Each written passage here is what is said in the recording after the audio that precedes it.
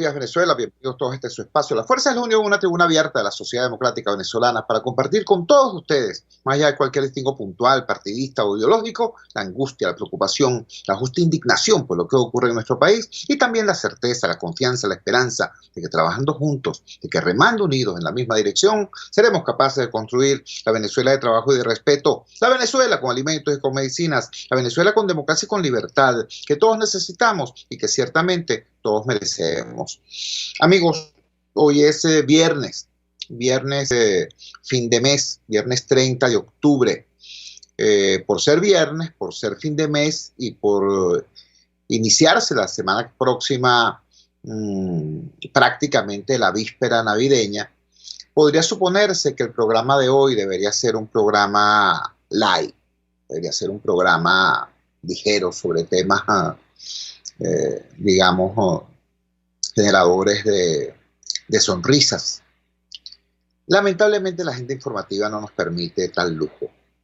Hoy la noticia más destacada que rompe el celofán en esta madrugada del viernes es una noticia. Ese luto es de un país. Ayer la colega Lisaura Fuentes da la terrible primicia, lamentable primicia de lo ocurrido en la localidad caraqueña de Puente Hierro.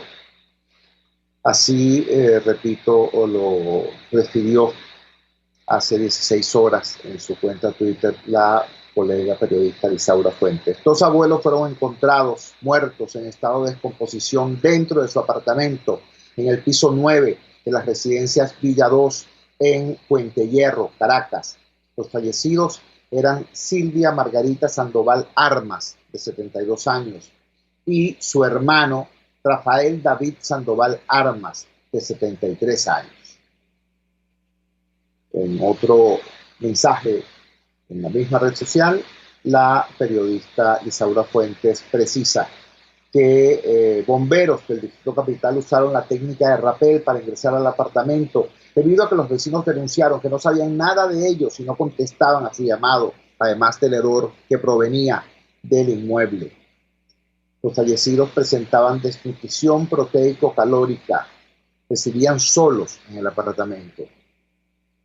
La manera técnica, precisa, seria, como Lisaura Fuentes refiere la circunstancia de la muerte, no enmascara y no pretende hacerlo la dimensión más ruda de esta información. Este par de venezolanos, este par de adultos mayores, este par de personas que deberían estar viviendo esa etapa que en otros países llaman los años dorados, es decir, el periodo en el cual la gente, después de haber construido familia, después de haber construido país, después de haber construido patria, puede dedicar los años finales de su vida a el regocijo, a la paz, a la tranquilidad, a disfrutar de los hijos, a disfrutar de los nietos. No fue esa la situación de estos compatriotas, de estos adultos mayores. Yo les ruego que hagan un ejercicio, no de imaginación, sino de observación. Piensen en su propia familia, aquellos que me están escuchando en este momento. Piensen en su propio vecindario, piensen en su propia comunidad. Los que viven en edificios saben, como yo, que producto de la situación que está viviendo Venezuela, los adultos en edad productiva que han podido hacerlo escaparon del país. Venezuela perdió el bono demográfico.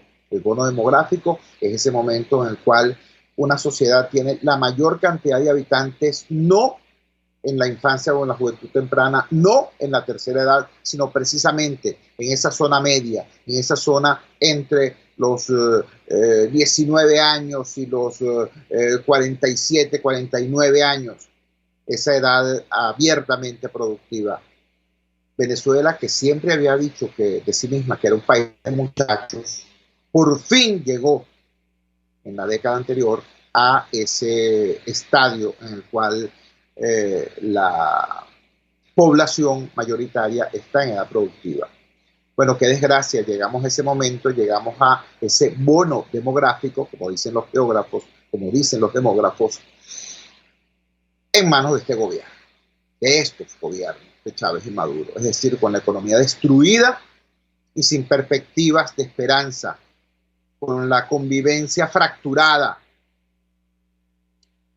con un régimen abiertamente despectivo de los derechos humanos, con una oposición que después del año 2015 no ha vuelto a lograr posicionarse como una referencia clara de alternabilidad, y bueno, con una cotidianidad en manos de AMPA como sin uniforme. En esa situación, en ese marco, se produce el éxodo de nuestros compatriotas en edad abiertamente productiva. Y los abuelos se quedan solos. Los abuelos quedan víctimas del llamado síndrome del nido vacío. A veces ese nido queda en un edificio y muchísimas veces ese edificio no cuenta ni siquiera con ascensor, porque lo primero que se daña en un condominio son precisamente los ascensores, las puertas de acceso al edificio mismo, al estacionamiento, se daña el hidroneumático de la bomba de agua, cualquiera de esos repuestos, el de la puerta, el de la bomba de agua, el del ascensor, hay que pagarlo en dólares. No hay cómo cancelar eso porque buena parte de los apartamentos o están vacíos o la gente que está allí apenas sobrevive, porque repito, son adultos mayores que muchas veces cuentan apenas con la pensión para subsistir, y la pensión, como todos sabemos, no alcanza ni para comprar medio kilo de queso.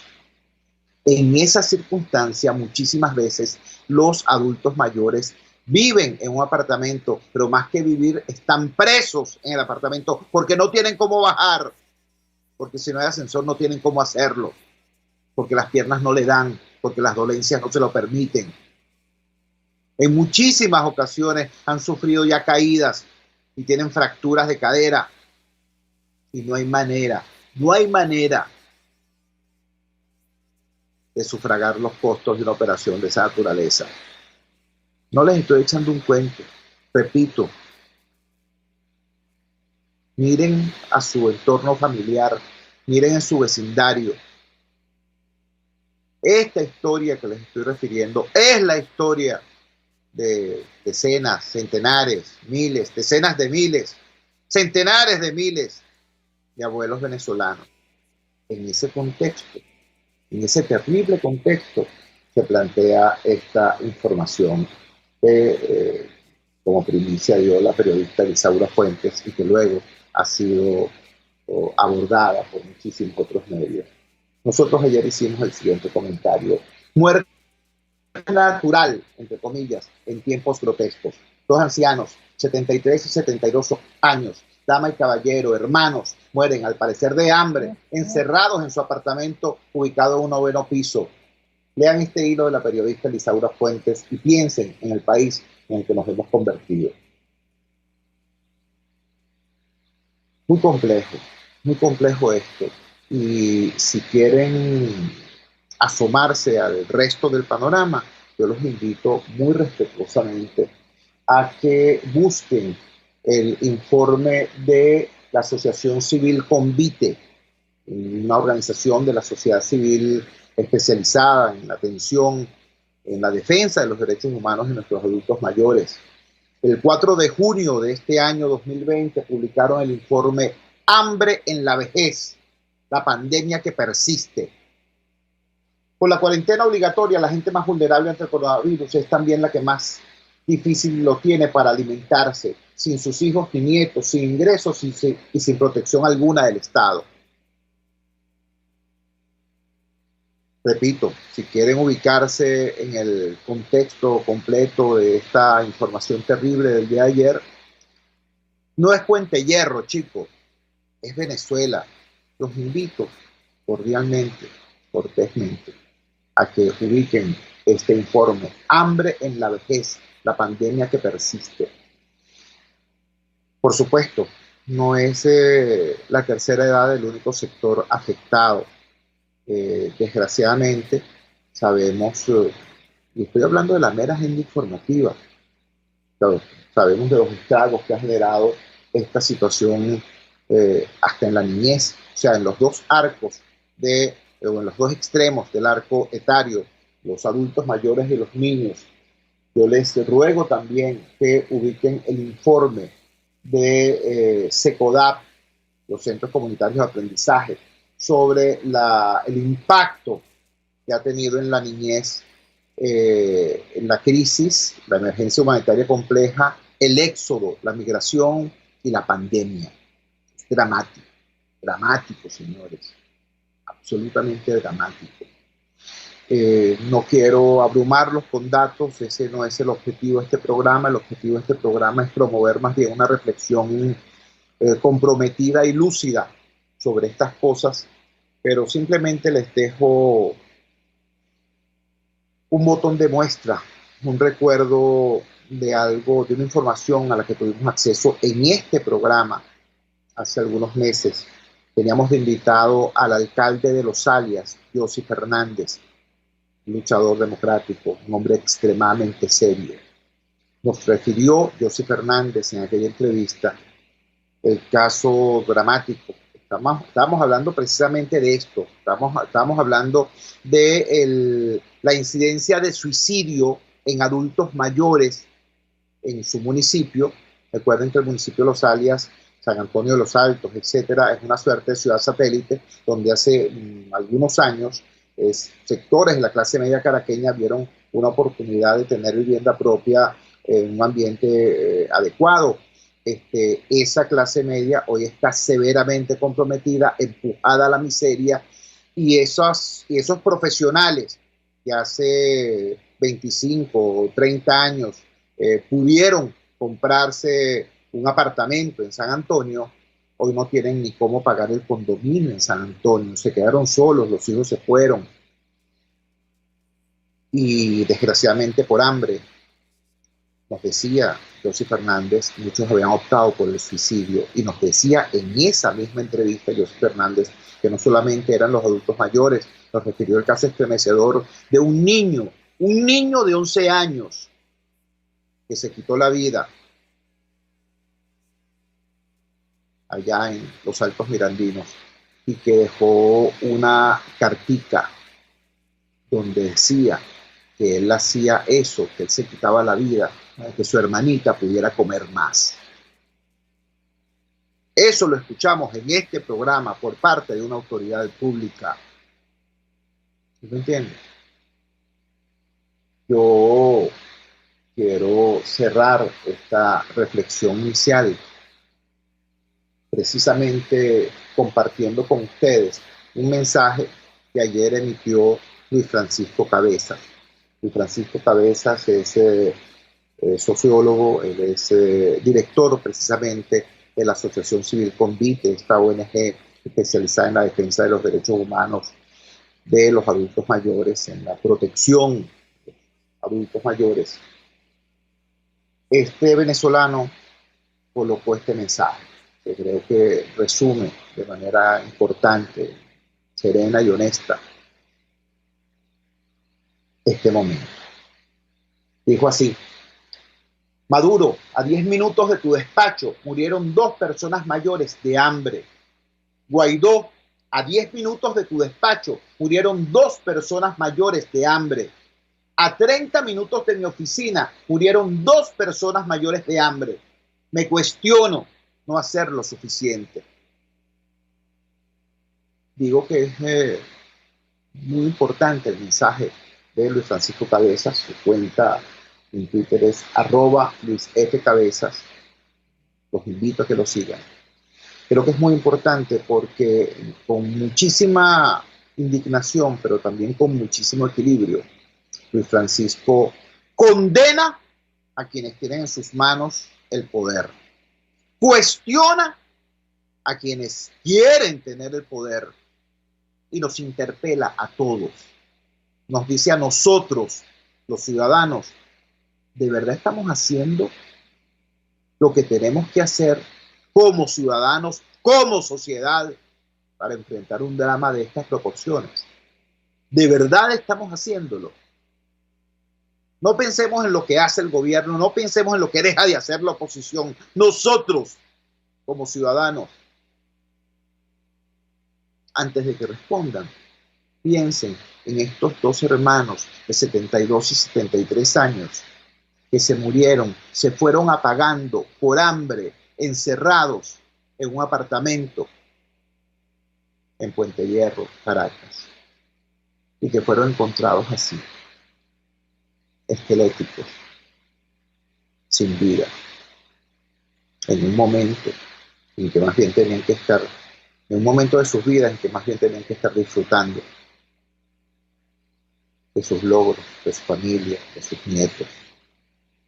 En un país que tiene las reservas más grandes de petróleo del planeta, en un país que tiene oro, en un país que tiene diamantes, en un país que tiene tantas y tantas riquezas que disfrutan tan pocas personas. Y la mayoría de las personas que disfrutan de esas riquezas las obtienen de manera ilícita, las obtienen de manera irregular. Pensemos entonces, por eso aplaudo este mensaje de Luis Francisco Cabeza, cuando condena al gobierno, cuestiona a la oposición y nos interpela a todos. Hagamos también nosotros eso.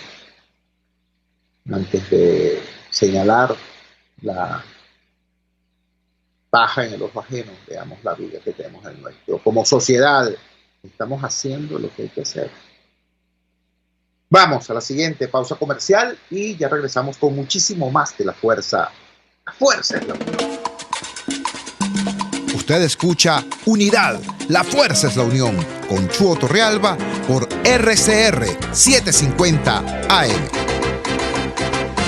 Sintonícenos a través de Periscope, @RCR750, la radio que se ve. Ellos sí que no saben nada.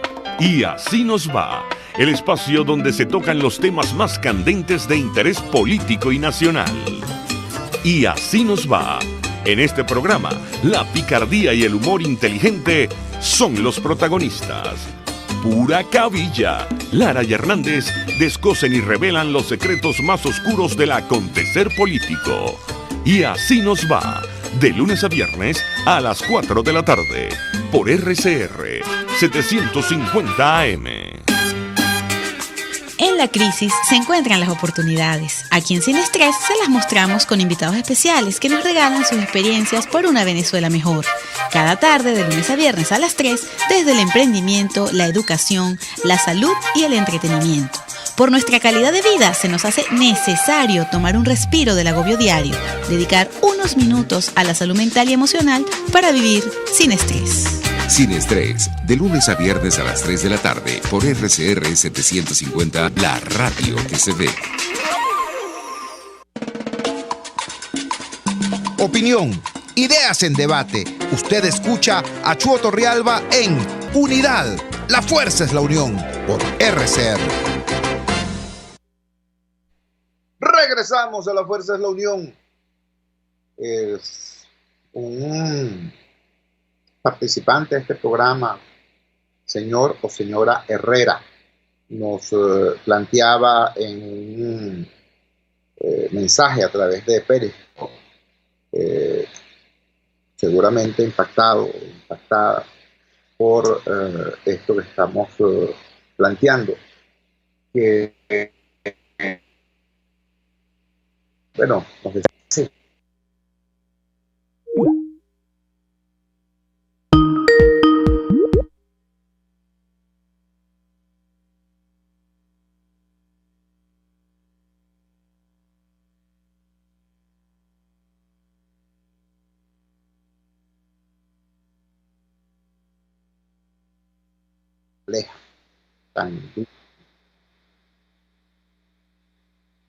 Tan terrible. La noticia es que sí hay alternativas, no hay alternativas. Si nosotros no nos dejamos lo que está ocurriendo en el país como si fuera un espectáculo de otros, como que si fuera una película, ¿no? Como que estuviéramos en una suerte de teatro o escenario deportivo y estuviéramos nosotros en las gradas, ¿no? Viendo cómo en un ring dos boxeadores se están cayendo a golpe, ¿no? Y por cierto, no sería exactamente boxeo, sería otro tipo de deporte extremo, donde uno de los boxeadores, donde uno de los contendientes tiene las manos amarradas y el otro tiene armas, tiene instrumentos de violencia, tiene jueces, tiene policías, tiene un conjunto de recursos para masacrar al adversario. Sería algo así, ¿no? Entonces, un gladiador ventajista, un contendiente disminuido y un gentío alrededor gritando, aplaudiendo o pitando.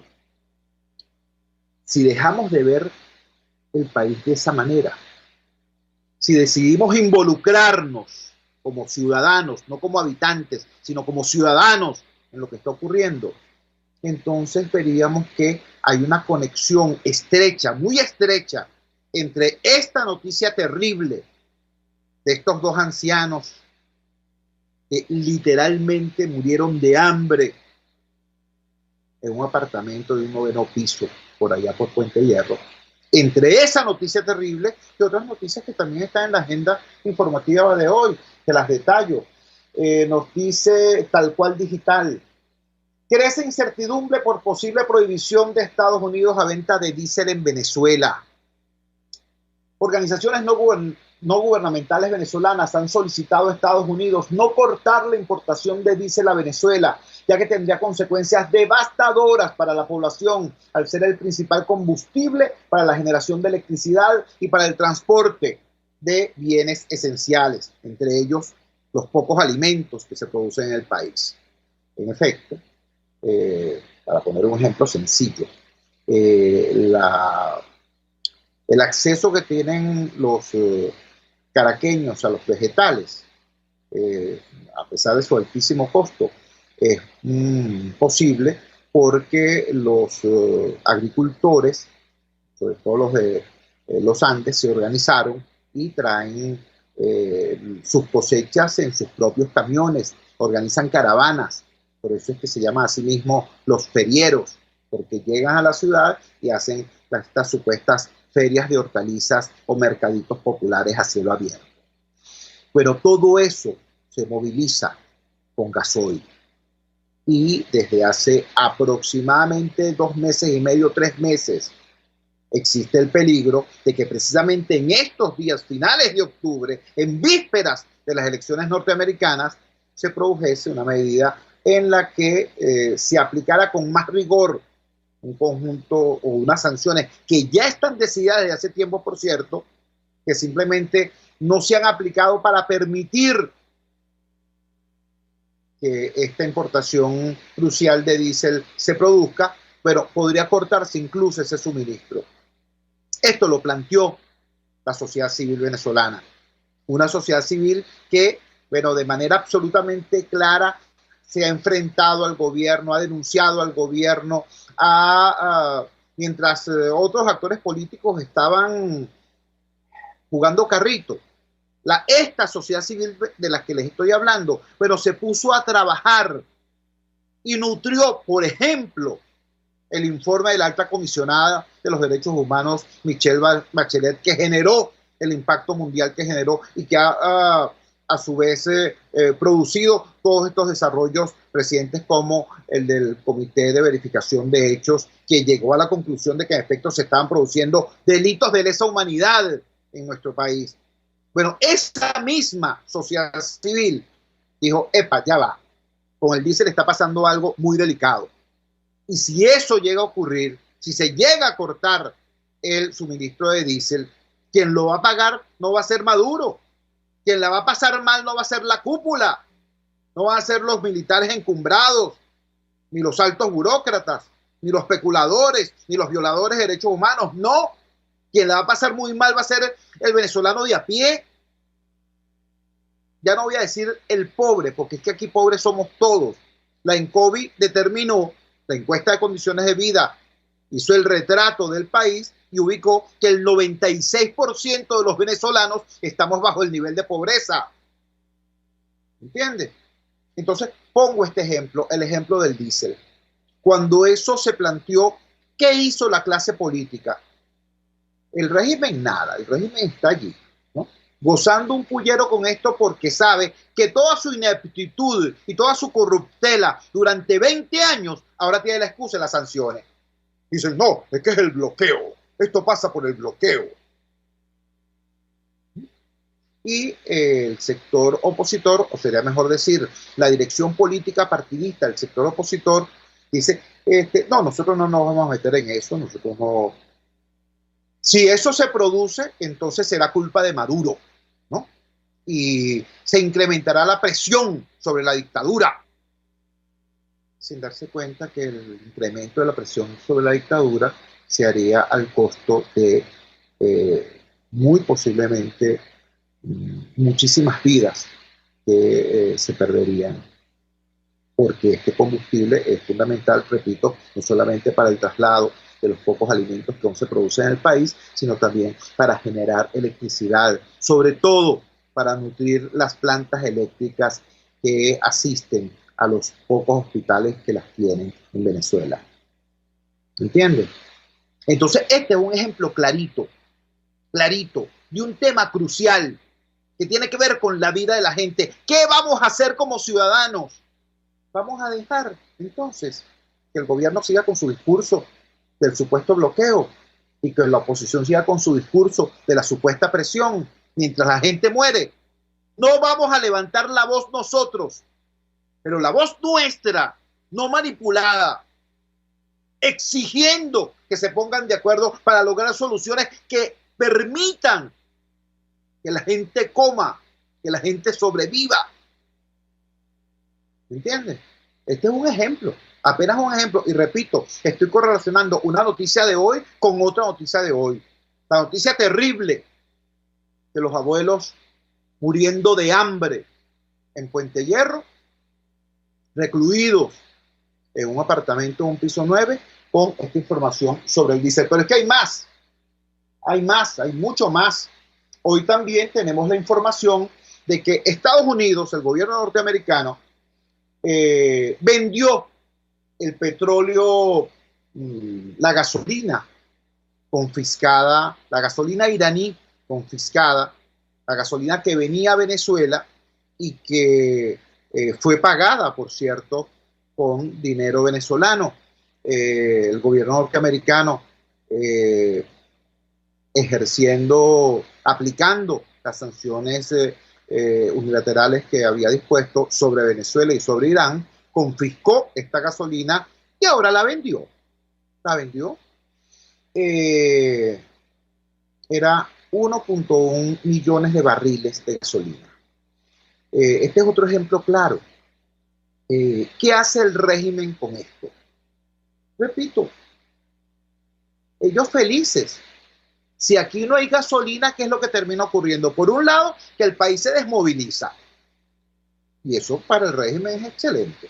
El país se desmoviliza. Por otro lado, las roscas, las mafias que tienen que ver con el bachaqueo de gasolina, con el manejo irregular del acceso a la gasolina, bueno, suben los precios. Felices. Y todos sabemos con quiénes están vinculados política e institucionalmente esas mafias y esas roscas. Negocio redondo, pues. ¿Entiendes? ¿Qué hace la oposición frente a esto? Dicen, bueno, si no llega la gasolina iraní aquí, bueno, más presión contra la dictadura. Presión contra la dictadura. Vayan a decirle eso a los venezolanos que están en Apure, que están en Maracaibo, que están en Mérida, que están en Guárico, que están en Bolívar, que están en Oriente, que están haciendo colas que no duran 2 horas, no duran 4 horas, no duran 10 horas, no duran 2 días. Colas que duran 8, 10 y 12 días. Colas en las que ya ha habido muertos. ¿Me entiendes? Vaya a decirle. a esos venezolanos que están en esa situación desesperada. Sí, qué bueno que no vino la gasolina iraní, porque eso eran reales que se iban a coger los militares. Vaya a decirle eso para ver qué respuesta les da el pueblo. ¿Me entiendes? Entonces, este es otro ejemplo clarísimo, donde nosotros como ciudadanos, donde nosotros como venezolanos, tenemos que interpelarnos y decir, ¿de verdad estamos haciendo lo suficiente? Estamos haciendo lo suficiente para enfrentar al gobierno y para interpelar a la oposición, para que adopte una conducta distinta que deje de tener al sufrimiento del venezolano de a pie como rehén de sus respectivas agendas. Ojo, ya va. No se trata de una apreciación caprichosa que yo tenga porque sea esa mi motivación o mi inclinación política. No. Yo les invito a que busquen en las redes el informe elaborado por el economista Luis Oliveros, ético en el tema de los hidrocarburos. Luis Oliveros, este informe, por cierto, fue conocido porque lo difundió la Oficina de América Latina en Washington, WOLA, una organización no gubernamental, y está referido precisamente al tema de las sanciones en el ámbito de la energía, en el ámbito del petróleo. Y Luis Oliveros llega técnicamente, con precisión, cifras en mano, a una conclusión. Dice, evidentemente, la crisis en Venezuela es anterior a las sanciones, es generada por las políticas erradas del gobierno, por su ineficiencia técnica y por su corruptela. Ese es el origen real de la crisis de Venezuela en materia de energía. Eso es absolutamente claro. Pero tan claro como eso es que la aplicación de las sanciones lo que ha hecho es agravar la situación, sin generar la presión necesaria para obtener un cambio político en nuestro país. Repito, este es el informe técnico del economista especialista en petróleo, conocido como Luis Oliveros, a quien en más de una oportunidad hemos querido hacer programa. Digo todo esto entonces porque después del luctuoso y estremecedor primer segmento de nuestro programa de hoy, a propósito de la tragedia de Puente Hierro, de estos dos adultos mayores venezolanos que murieron de hambre, encerrados en su apartamentico, allá en esa zona del centro oeste de Caracas. Un oyente preguntó, ¿y qué podemos hacer?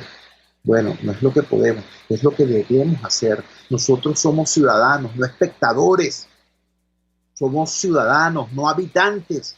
Somos ciudadanos, no cheerleaders de un u otro actor político en este país. Si somos ciudadanos, nos duele nuestro país. Y tenemos que hacer algo. Puse 3 ejemplos. Nosotros tenemos no solamente la posibilidad, tenemos la obligación de reaccionar, y de reaccionar de manera enérgica, civilizada, como no, democrática, siempre, respetuosa de la ley, por supuesto. Yo soy de los que cree en la protesta no violenta, en la eficacia de la protesta no violenta. De eso vamos a hablar en el próximo segmento. Pero la pregunta que nos hacía el oyente de apellido Herrera era, ¿qué podemos hacer? Aquí le puse 3 ejemplos de qué hacer de manera urgente para no ser simplemente testigos o espectadores de nuestra propia tragedia, sino para ser protagonistas de la construcción de las soluciones. Vamos a la siguiente pausa comercial y ya regresamos con muchísimo más de la fuerza de la unión.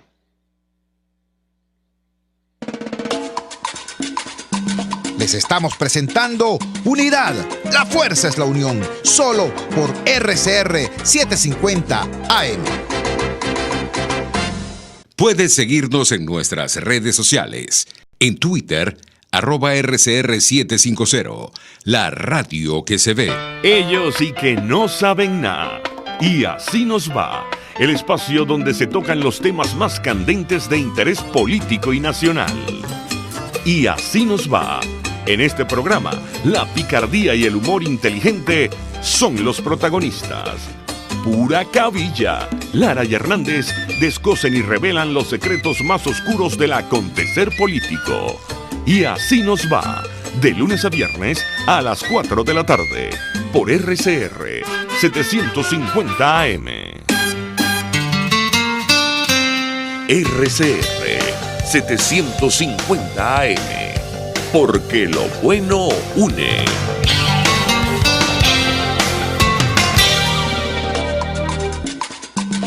Les estamos presentando Unidad, la fuerza es la unión, solo por RCR 750 AM. Regresamos a La Fuerza es la Unión. Hemos hecho hoy un programa monográfico, por decirlo de alguna manera, sobre la situación que estamos atravesando, mientras que algunas personas muy respetables, todas, por cierto, discuten a nivel técnico cuántos indicadores hay que cubrir para poder decir con absoluta certeza desde el punto de vista técnico o científico que estamos en hambruna. Mientras algunas personas están en eso, repito, muy respetables, ocurren hechos como el que fue reseñado ayer en el sector de Puente Hierro, en Caracas. 2 venezolanos de la tercera edad, una dama y un caballero, hermanos de 72 y 73 años respectivamente,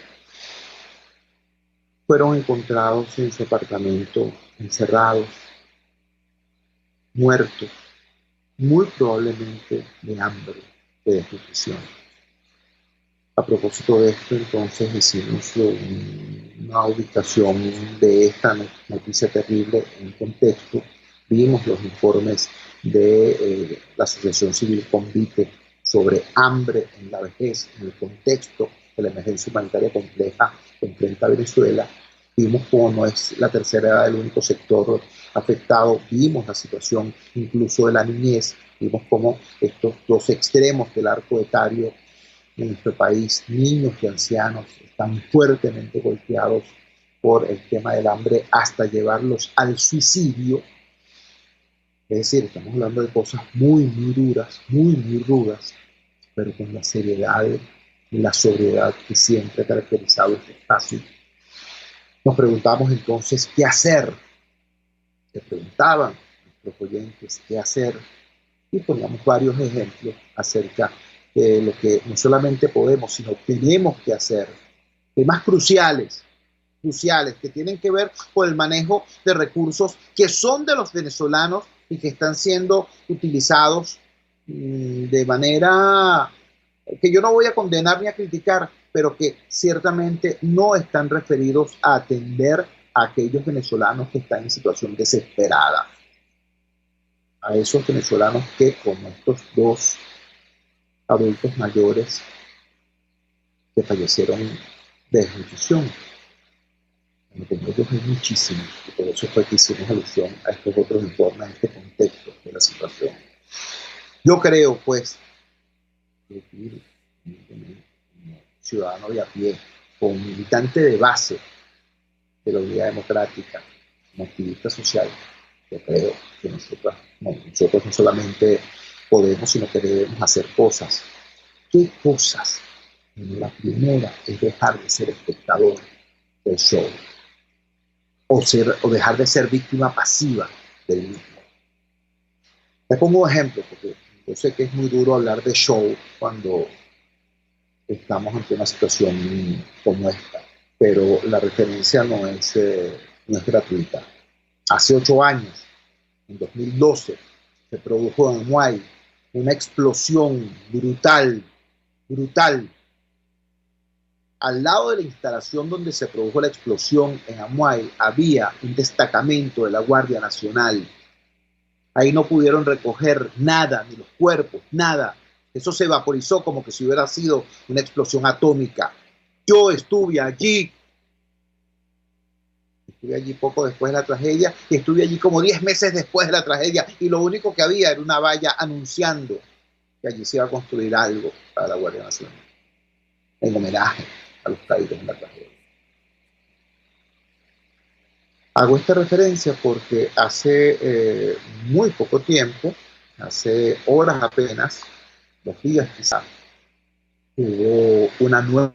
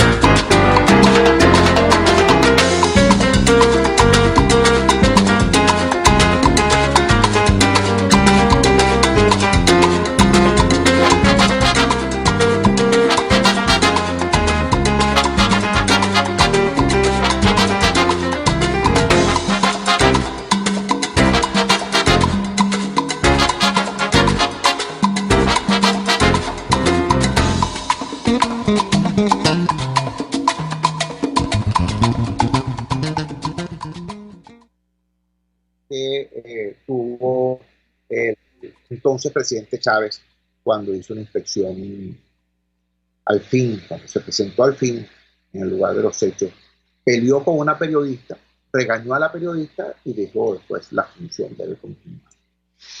Bueno, ¿cuál es la función que tenemos ahora? La función que tenemos ahora es que tenemos al régimen diciendo que eso fue un ataque. Maduro dijo que se produjo un ataque con un arma muy poderosa, no dijo cuál. Repito, todos los trabajadores, todas las voces que se conocen desde los sectores técnicos y los sectores laborales han dicho que eso es operación inadecuada, falta de mantenimiento, falta de inversión. El gobierno dice no fue un ataque. Y después que Maduro dice que fue un ataque con un arma sin determinar cuál arma, sale otro funcionario del gobierno a decir que fue un misil. Pero qué vergüenza, porque es que cuando ocurren esas cosas, siempre hay alguien que tiene una mirada un poco más profunda y que puede decir, puede nutrir con información de calidad lo que otros quieren convertir en un circo de dimes y diretes. El experto Andrei Servín-Pont, a través de su cuenta en Twitter, @Servín-Pont, nos dice lo siguiente: sobre el supuesto ataque de misiles contra Amuay, nótese que a 5 kilómetros tiene base el 292 Grupo Misilístico de Defensa Antiaérea Capitán José Hernández, que opera misiles S-125 Pechora 2M, con el propósito precisamente de proveer defensa antiaérea a la refinería.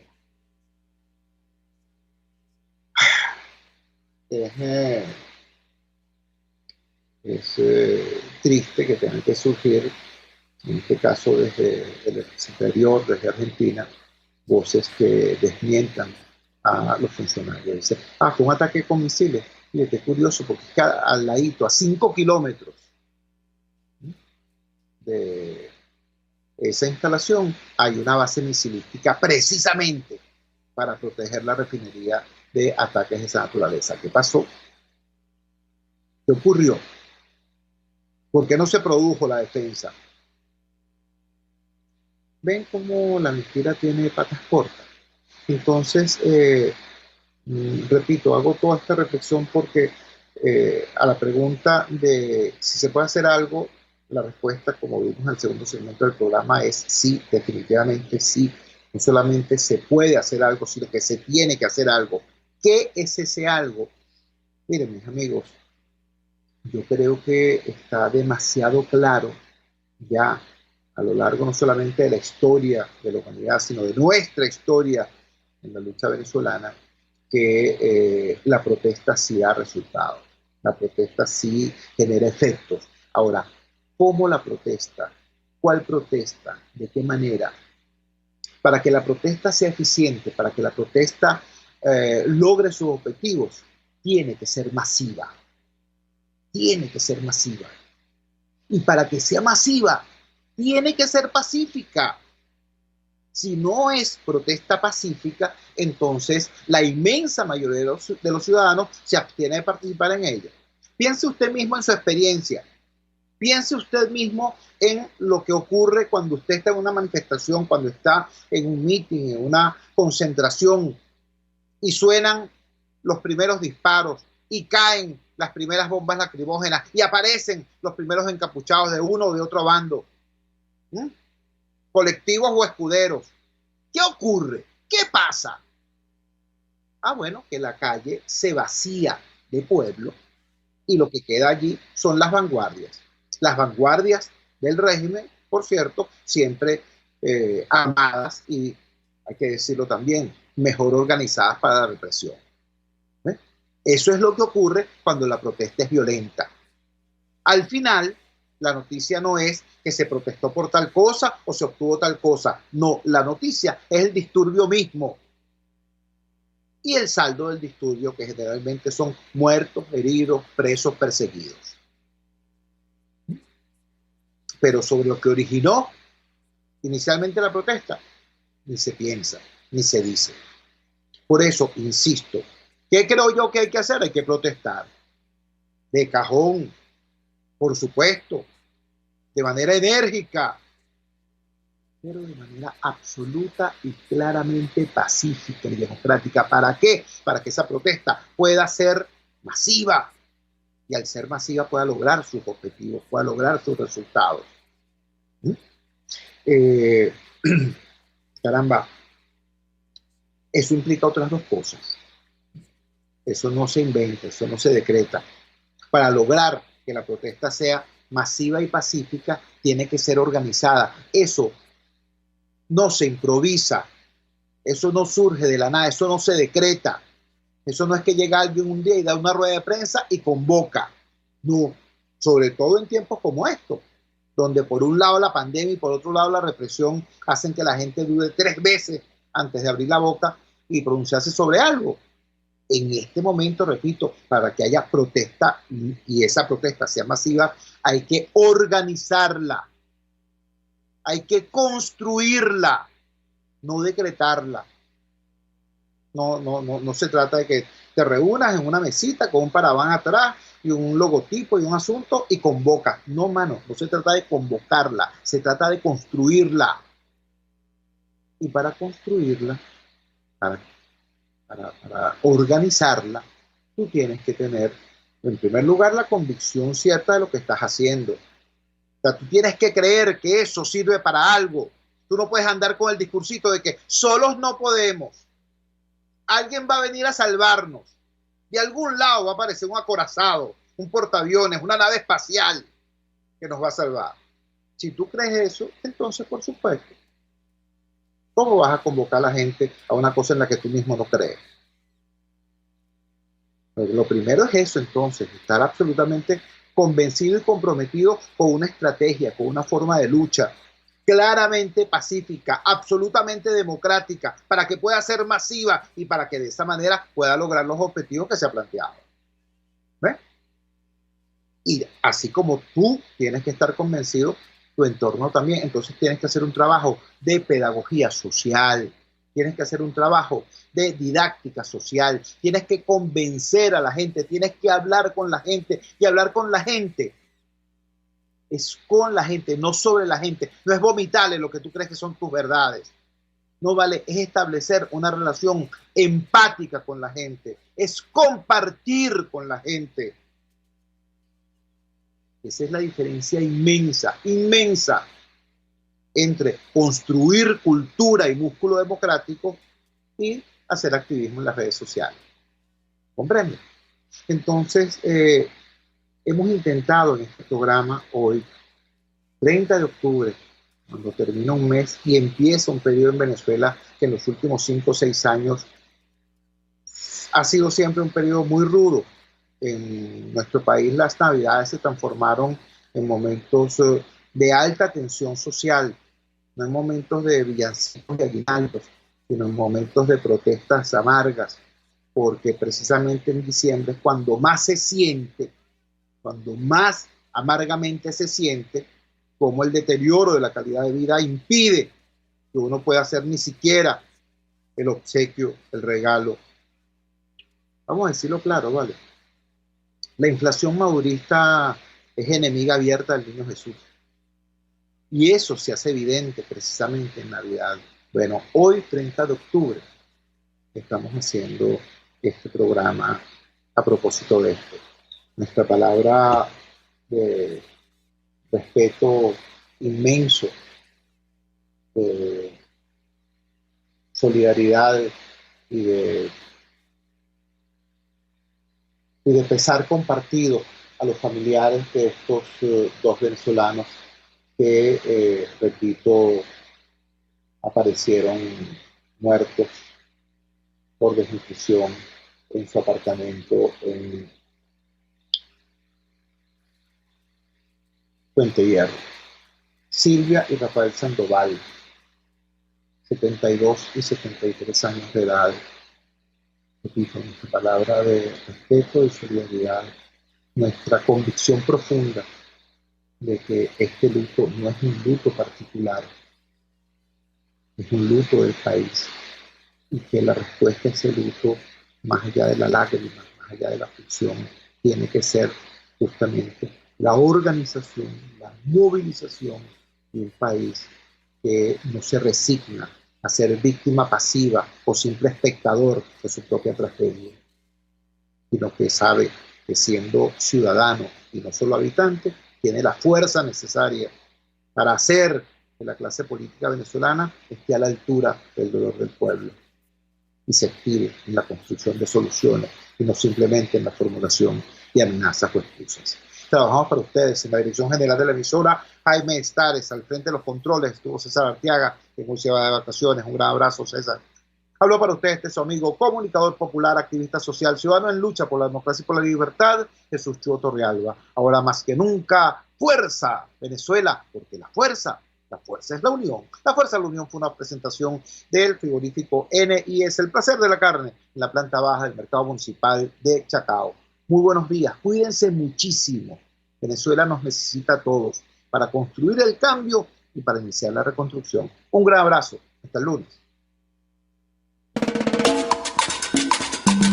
RCR presentó Unidad, la fuerza es la unión, con Chuo Torrealba, solo por RCR 750 AM.